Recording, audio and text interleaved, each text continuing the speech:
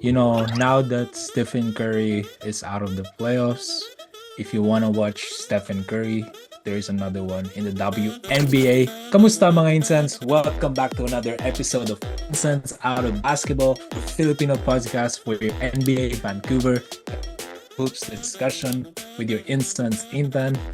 And Jello, welcome back, mga insan. And I'm excited. I'm excited to go through this next segment too, Tan. This is the first ever WNBA regular season game played outside the US, right? So we have the WNBA game against Seattle Storm and the Atlanta Dream. These are two big teams in WNBA. It will be on August 15th. It's a Friday at 7 p.m. in Rogers Arena. And might I say the tickets are selling well. So you need to look and find those tickets now before it goes out fast. But Yes. Intan, so we have some top talents here. We have, again, we're sorry for butchering the names, for not pronouncing it well. Again, we're also learning, we're researching this as we go. We're learning through this podcast. But we have Nyeka Mike, Skylar Dickens Smith, and Ryan Howard. These are big names. I've seen them. I don't know how to say it. Yes. I'm so sorry. But the most important thing here is how there's evidence that the WNBA, the sports of basketball, is growing here in Canada. Take it away, Tan. Tell us what's happening, the viewership, all that kind of stuff. Yeah, so like Kui said, no, it's very, very nice that the first WNBA regular season game, this is not a preseason game. This game actually matters.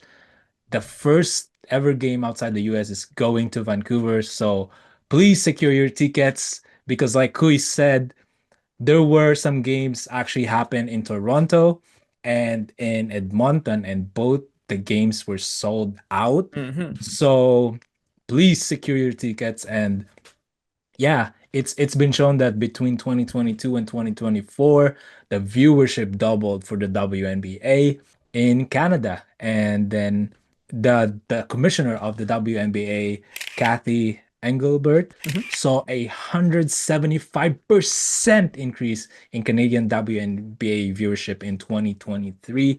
So that just means that the viewership of the WNBA is skyrocketing. There's lots of stereotypes with women's basketball, but these days it's getting more exciting. With the Caitlin Clark and Angel Reese and all these guys, the new girls. I'm sorry. The games are getting more exciting. So if you aren't tuned in yet, no better time than to tune in now. Exactly. And there are evidence that WNBA is expanding here. Again, we might also see a Vancouver team. You never Mm. know, right? It's not yet on the horizon. But back in 2025, we have the Golden State Valkyries, which was a team that they debuted quite recently, and they began playing in 2025 season here. Again, this is in San Francisco. They already have a big team there. This is the same owners as the Golden State Warriors. So again, you can see that even those owners are putting a lot of money and support in the WNBA.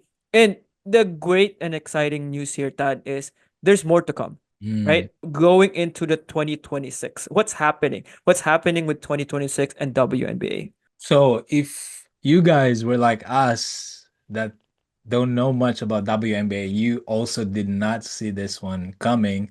But in 2026, the Toronto is getting another basketball team, which is the Toronto Tempo, a WNBA team.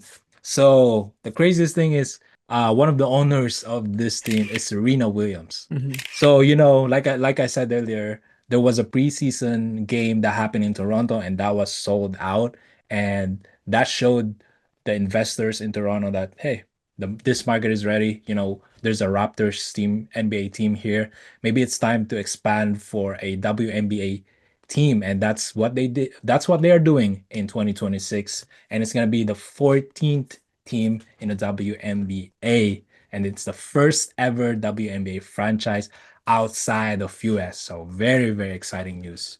And the Yeah. second there's another second team here that's also set to play in 2026, which will be the Portland WNBA team. This will be by two owners too, by Lisa and Alex Bethel. They are also, I believe, owners of a different team.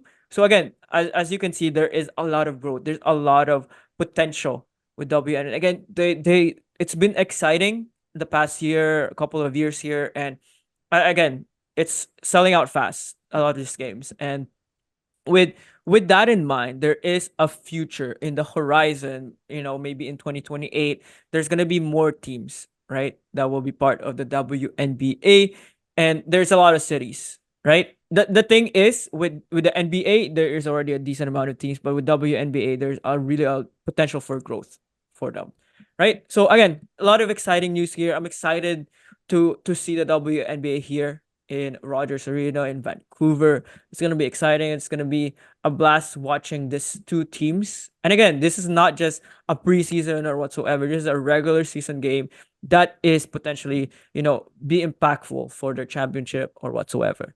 Right, Dan?